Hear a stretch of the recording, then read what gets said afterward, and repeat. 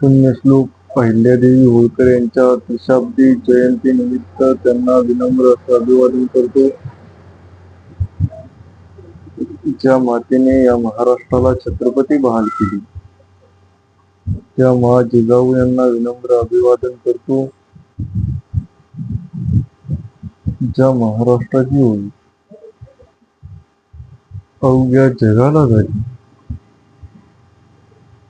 ती ज्यांच्यामुळे झाली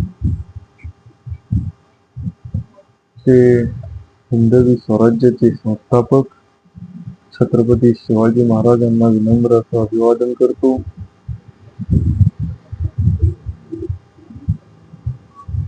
पृथ्वी ही शेषनागाच्या मस्तकावर चढलेली नसते, ती शेतकरी, कष्टकरी, शेतमजूर यांच्या तळहातावर चढलेली आहे, असं सांगणारे साहित्यरत्न लोकशाहीर अण्णाभाऊ साठे यांना विनम्र असं अभिवादन करतो. ज्या संविधानाने मला इथं बोलण्याचा अधिकार दिला, निर्भीडपणे बोलण्याचा अधिकार दिला, अभिव्यक्ती स्वातंत्र्य दिले, त्या संविधानाचे निर्माते, स्वतंत्र भारताचे पहिले कायदेमंत्री, विश्वरत्न महामानव डॉक्टर बाबासाहेब आंबेडकर यांना विनम्र असं अभिवादन करतो. या समाजाला शिक्षणाचं महत्त्व ज्यांनी पटवून दिलं, स्वतःच्या धर्मपत्नीला आधी शिक्षणाचे धडे दिले, असे क्रांतीसूर्य महात्मा ज्योतिबा फुले व क्रांतीज्योती सावित्रीबाई फुले यांना विनम्र असं अभिवादन करतो.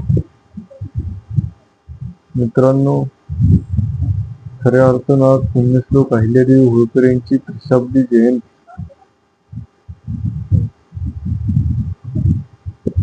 त्यांच्या त्रिशताब्दी जयंती निमित्त त्यांना विनम्र असं अभिवादन करतो. छत्रपती शिवाजी महाराज, धर्मवीर छत्रपती संभाजी महाराज यांच्या नंतर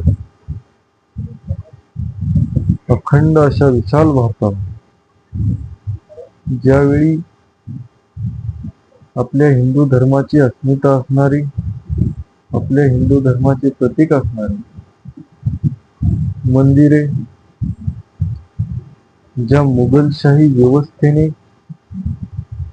ज्या मुघलशाही प्रस्थापित व्यवस्थेने नेस्तनाबूत करण्याचं महापाप केलं, त्यावेळी त्या मंदिरांचा जीर्णोद्धार करण्याचं पुण्यकाम पुण्यश्लोक अहिल्यादेवी होळकर यांनी केलं.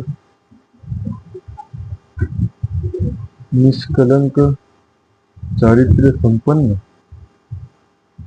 आणि चतुर बुद्धी असणाऱ्या पुण्यश्लोक अहिल्यादेवी होळकर यांनी एक संदेश दिला,